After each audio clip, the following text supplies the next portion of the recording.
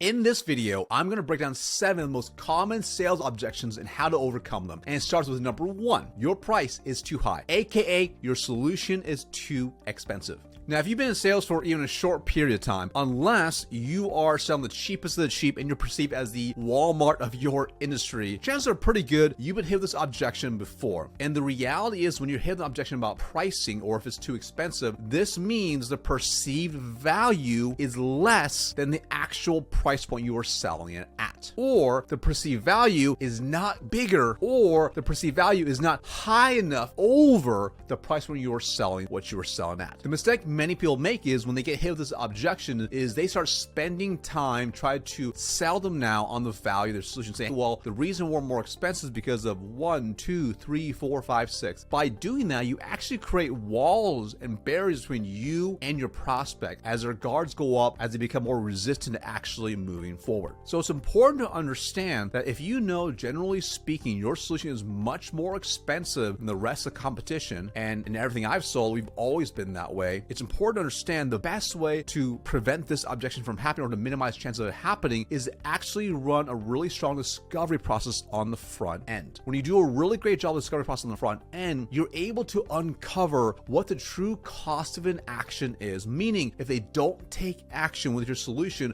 what will it really cost them? You're able to uncover the opportunity cost of not taking action, and you're also able to uncover potentially what could be the future ROI, the return on investment, by implementing your solution. When you nail these things up front, this then allows you to customize your demo and presentation to a level where they feel the solution is perfectly made for them. And when you do that, not only do they understand perceived value far greater, it positions you in a category of 1, so really minimizes, if not eliminates, objections on the back end regarding price or it being too expensive. So remember, price only becomes an objection if they do not perceive the value to be far greater than the actual price point. And a good rule of thumb is, did I create 10x of perceived value to the price point from the cost of an action, the return on investment, and all the things in between that you uncover in the discovery process? Now, let's say you've done an incredible job in the discovery phase and they still do drop the objection at the very end, which is your price is too high or it's too expensive. At that point, you still do not want to go and start explaining all those things you already shared with them about why a solution is better. Instead, you want to pause and put them through an objection handling framework like the one that I teach, for example, called HEART, H-E-A-R-T. Make them feel heard, right? Which is H, which sounds something like, hey, I could totally appreciate that. Super simple. Then you go into the E, as you get them to elaborate on their concern. Hey, can you tell me a little more about what you mean by that specifically? So at this point in the E, get them to explain what they mean that it seems more expensive. What is more expensive? Is it everything? Is it the onboarding cost? Is it the upfront cost? Is it the overall? Is it specific things or add-ons? We don't really know what they mean by that. So have them elaborate, explain what they mean. Or maybe as a budgetary thing, we have no idea. So get them to elaborate by asking open-ended questions like, hey, tell me a little more about that. What do you mean specifically? And you get down to the point where you understand what the objection is, and then you go into the A, which is, aside from that specific thing that you uncover as the objection, is there anything else? So aside from X, is there any other reason that you perceive the price point to be too high? Then you go into R, which is re-clarify value, which you have them resell you on why your solution is the best. And that sounds simple. Hey, so let's just put the price point aside. What did you like most based on what we discussed so far? And this is really powerful because now they start sharing all the value points that you probably initially showed them already. And that's really, really powerful. At that point, you may see, they might say, well, hey, listen, Mr. Salesperson, well, I really like my solution. I was like 1, 2, 3, 4, 5, 6, 7, 8, 9, 10 things. And yeah, I can see why you are more expensive,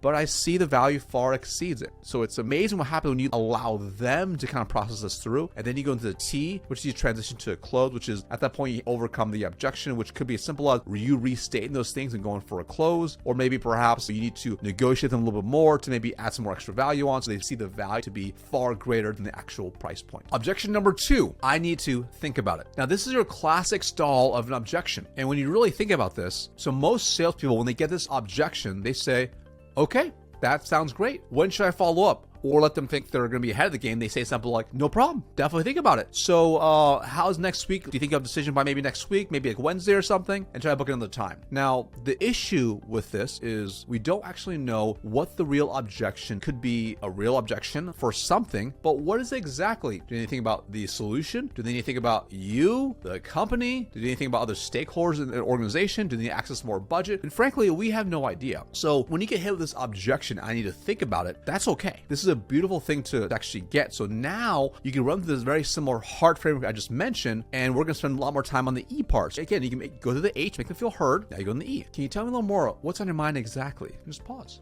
You want to start diving deeper here. This is the point where you start going deeper, and then eventually you get to the point where you can do the A, the R, and the T. And the goal when you get this objection is to truly understand what's really on their mind and put them in a situation where they feel comfortable sharing their true concern, true objection. And then from there, we can think about how to actually approach it and eliminate the objection, actually move forward to partner up. Objection number 3. I just need to run this by my CEO and then we can move forward. Or they say something like, I just need to run it by X and then we can move forward. Now, if you can hit this at the end and you're surprised, this means you miss things early in the discovery process, very similar to the last couple objections. And this is a concern, obviously, and really the way to minimize this objection even popping up is to actually uncover who all the stakeholders are as part of your discovery process, but more importantly, what's their internal process look like to actually make a buying decision. And the truth is, most buyers have no idea, and they don't have a step-by-step framework they're following or mental model for actually making a buying decision. So this is actually why it's really important early on in your process. You are uncovering who those stakeholders are, who the players are, what the process actually looks like internally, and help you kind of guide that situation, because your sales process should follow along and guide them along, and or help guide how they actually make a buying decision. Because when you're able to do that, if you get to the very end and they need to run by another person, you're not surprised and you can handle it accordingly. Now, I'm a realist. I also understand that you can do your best job up front to reach out to economic buyers, meet with them, and then multi-thread through and start from the top down. Or maybe you go to mid-level and you work your way up and you get a hold of as many people as possible and you work that deal. That's the perfect situation to actually get to a close. Those can be all perfect scenarios. I'm also fully with it many times where you do your best to do that and you're kind of stuck at maybe a high level, maybe with a VP or a C-suite, but you can't get to the ultimate decision maker because they're blocking you and you need to still work through them. At that point, you can still handle their objections, but there's a specific way you want to follow it. So let's just say, for example, you are working with a CTO and the ultimate decision maker is, let's say, is a CFO. They're on equal playing ground, but the CTO has been blocking you from meeting with the CFO. So you get to the very end, the CTO says to you, this looks fantastic. I just got to run it by the CFO and then we can move forward. Now, at this point, the most average reps will say something like, okay, great. So talk to them and then maybe we can catch up at the end of the week at this date and time and try to book another follow-up meeting. Now, the reality is we don't know, is this a real objection and are they truly bought in on your solution? So we can run them through a very, very simple, easy series of questions. So for example, it sounds simple like this. So Mr. CTO, if it was up to you and only you, would you feel comfortable moving forward together? Super simple. So the reason we ask a question like this is it helps isolate it out. If it was just them as a decision maker, would they move forward with it? Because if they're uncertain in any way, how will they be able to sell to the CFO? They won't, right? So this is really important to be able to uncover. So if they say, yeah, I think so. Well, hey, tell me a little more. What do you mean by that? Or, hey, you seem a little bit uncertain. What's on your mind? And you can kind of see here, this ties into the similar elements of the heart framework here, is we want to really go into elaborate. We want to uncover what's actually on their mind. Because if they have other objections, we need to bring them all on the table right now so we can actually ensure it's going to progress the deal forward. So if they need to speak to the CFO to move, we want to make sure they're properly armed with the right tool to overcome it. So let's just say, for example, they say, no, we feel really, really good. Great. So when will you have a chance to talk to the CFO? Talk to the CFO tomorrow. Great. What's really important to understand is the CTO will have a better relationship with the CFO than you will. So we want to cover what might be on the mind of the CFO. And you can ask questions like this. Hey, so when you talk to the CFO, what do you think they may say? What might be their concerns? What might they be worried about? This is really important here because when you ask these type of questions, it gets them thinking proactively about the potential objections the CFO may bring up. So now when they start thinking, they might say, well, they might be worried about X, they might be Y. So now we want to know what will happen if the CFO drops those objections to the CTO. So you say something like, hey, so if they were to say X, how will you handle that? You want to see what they're going to say. How will you overcome that? So this is really powerful because now you're actually coaching them through how to deal with those objections. And you'll see very quickly, if you actually done a good job with your prospect and they're like, we're in, we totally want your solution. If the CFO says, no, I'm going to overcome it, here's what I'm going to say. They'll tell you, and now know you have a legitimate champion on your hands who's going to go battle for you to actually move the deal forward. So once you have fully vetted out all the potential concerns that the CTO may have, you can also fully vet out the concerns the CFO may have and how to overcome that as well. And that puts you in a better position to actually set them up to win, but also personally now can set clear next steps what's going to happen next based on how the conversation goes and when it's going to happen with another decision maker. Objection number 4, we don't have the budget. So similar to before, when you're getting this objection near the very end, this means you miss this in your process early on. Because if you're going all the way through and having all these meetings, you're going back and forth with them, that's a lot of your time you're putting on the line. And if you didn't properly qualify them effectively, you get to the very end and find that it's not even close to being in the budget. You potentially could have wasted your time. So this is why it's really important as part of your discovery phase, you're uncovering what funds they put aside for X project or for X solution to be able to address this scenario. The next point is that the perceived value also may be off, because the reality is if you have done a really good job in your whole sales process from the discovery phase to how you did your demo and you're able to show a high perceived value, 10x value like I mentioned, whether they have budget or not, they'll find a way to make it happen. For instance, if they have no budget aside for what you are selling, but in your sales process, you uncover a problem that legitimately can cost them literally millions of dollars a year. It's a legitimate bleeding neck promise, some of them say. If that's going to be the case, aren't they going to find a way to get more funds? That could be shifting budgets around, raising capital, getting business loans. If the problem is big enough, they'll find a way to pay for the problem, whether they have budget or not. Let me give you a really simple example. Years ago, in my teens, I actually broke my finger playing basketball with friends, and my parents didn't have very good health insurance. So once the doctor found out it was broken, actually needed surgery, needed to put some screws inside, gonna be really expensive, a lot of money out of pocket. Definitely not in the budget of my parents. So they knew if they did not find the thousands of dollars it would take to cover the out-of-pocket expenses, then my hand would basically grow older to be completely messed up if we didn't get the proper surgery. So they knew the cost of an action could be far greater than finding a way to get several $1,000s to pay for my hand surgery. So this is a perfect example of how the perceived value is far greater than the cost, even when budgets are not involved. So when you realize this to be the case, when you uncover the situation up front and you uncover what their budget is, but you're able to ask additional questions in your discovery to ensure that they're willing to find the money for it, it now becomes a very different situation. Let's say they don't have any budget. So it might sound like, hey, so Mr. and Mrs. Customer, let's just say, for example, if we progress further in our conversation, if I was to show you our solution was able to solve a big problem that you currently have, would you be able to access more funds to be able to invest in the solution? Very simple. And if they say no, there's absolutely no way, it may mean this deal will not progress further. So if you're getting this objection at the very end, objection number 5, this is not a priority, aka timing is off. So the best way to deal with this objection is actually early on in your sales process. Before you get into a demo or your presentation, the prospect must be sold that they have a level 10 pain. And if you've watched any of my other videos about pain, we know there's a threshold of pain. It could be level 1, very nothing, it's kind of annoying pain, to level 10 is like, we need to take action right now, we gotta freaking go. And you want to uncover that in your discovery process because they must be sold that they have a level 10 pain problem to be able to actually want to solve of a solution. Otherwise, it becomes not a priority right now. So this is a difference between a latent need versus an active need. An active need means your prospect already knows they have a major problem, they have to solve it. And then a latent need means there's a problem of some sort, but the prospect doesn't know how bad the problem actually is. And if you are a really effective salesperson, you're able to take people who are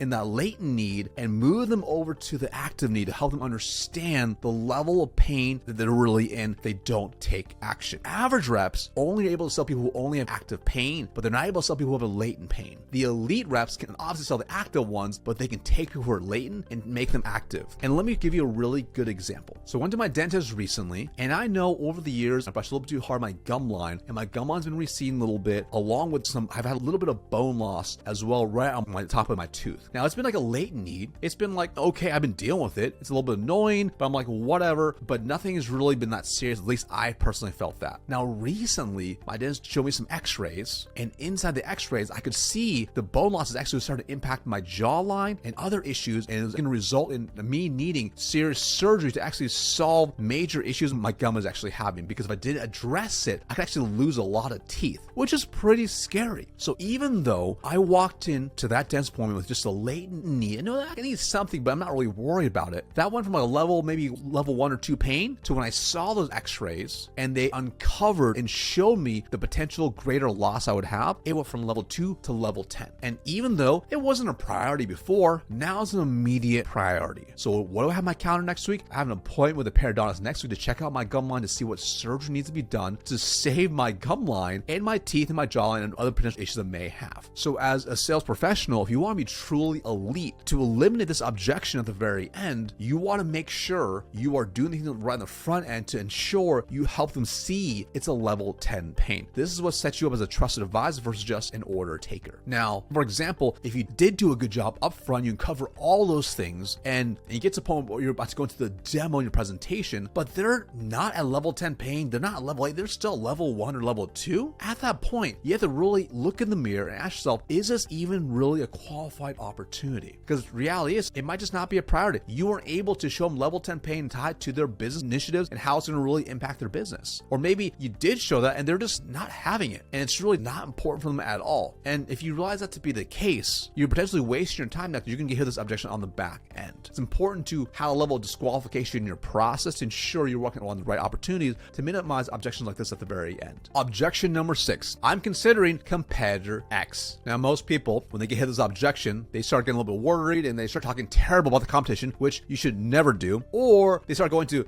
here's why we're different, here's why we're better. Both those are terrible ways to approach this. And I want you to understand this. If you did a good job on your process, you should have covered who they're already looking at. And that's really, really important, because this helps you identify what the decision criteria is going to be based off who they're looking at overall. Now, let's just say you did uncover that, and it's just boiled down to just you and somebody else. At this point, they're gonna have to make a decision, and your goal is not to hard close them or make them get all weird on them, but you do want to uncover what's really on their mind, because the truth will set you free, and you want some clarity here. So when you get dealt this objection, you want to find out where you really stand. And that might sound something like this: hey, great, competitor X, they're a great vendor as well. But based on what you've seen so far between us two, which one are you leaning more towards? Now notice there, my tone's soft, I'm making it easy, I'm smiling a little bit. I want them comfortable, because ultimately I want to uncover what is on their mind in terms of who they're kind of leaning towards. And they might say the competitor, which is totally fine. Oh, I'm leaning kind of towards competitor X. Great. Totally appreciate that.